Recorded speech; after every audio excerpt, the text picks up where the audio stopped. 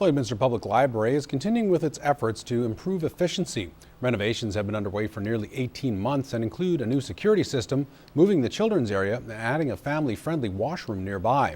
Continuing on with the improvements, a couple of weeks ago, they installed 2 self-checkout machines, which provide fast and private options for users. Those who want to use them are happy to use them and find them fairly straightforward to use. And the people who can't or choose not to really aren't seeing any change, because we will continue to have staff at our checkout desk area to give them a hand. The machines are definitely easy to use. They utilize the same technology as the library's security system by reading the radio frequency ID tags on the books. You take the item that you want to check out, put it on the white plate on the countertop. It finds the information about the item. You simply say continue, scan your library card, and as long as there's no overdues, fines, or charges, it checks it out, tells you it's loaned, gives you a receipt, and you can just take it out the door with you. Gillis also says they're planning to install a new return unit and hope to have it in place later this month. The SPCA wants to remind you to look out for the ingredients in your pet's food, because it can have a significant effect on your pet's health. Jennifer and Allison tell you what to look for in a good pet food and introduce us to one energetic puppy and a very unique kitten on this week's Pet Project.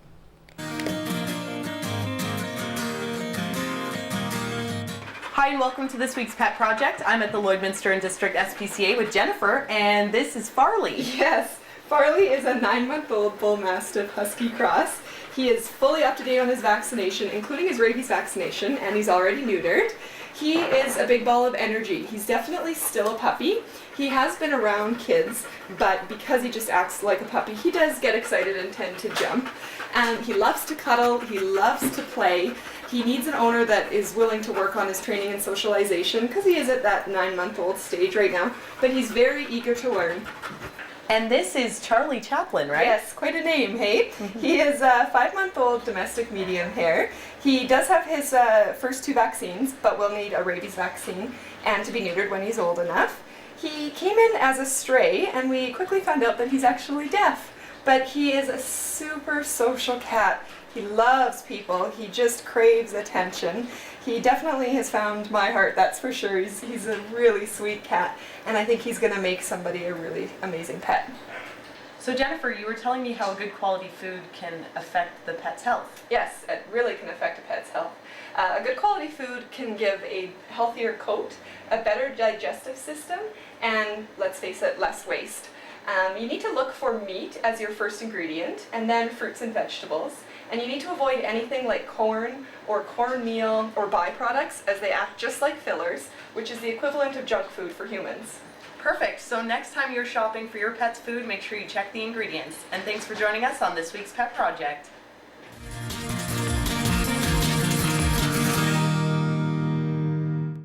The Pet Project is sponsored by Quick Pick Waste Disposal. Locally owned and operated and serving urban, rural, and industrial customers in Lloydminster and region.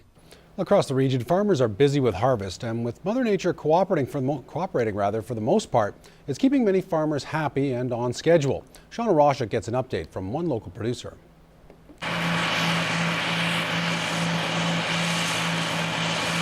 Weather conditions for the start of the farming season were not favorable. However, with above-average temperatures across the region the past couple of weeks, conditions for harvest have turned around for local farmers. The bit of crop that we've taken off already, the peas didn't go all that well. They looked a little rough and yield was down, but the wheat here looks pretty good this year. I think we should be able to make a good grade out of it. Storms in the early part of July caused major damage for peas.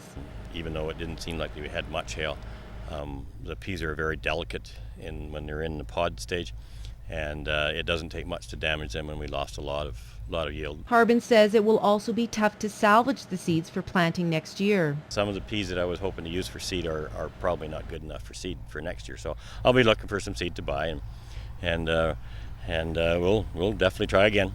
Comparing this year's crop grades to the past few years, Harbin says samples taken from his wheat are excellent. That's definitely a positive, because the last few years we haven't hardly broken 12 around this country, on average. So far, dry, hot weather is helping farmers harvest their crops with ease. Harbin is hoping these conditions stick around for a while longer. If the weather holds here for about another 2 weeks or even a week, most of the wheat will be off and it'll be in the bin, and should all be high quality 2 and 1 grade around here this year, I would think. Shauna Roshik, Newcap News.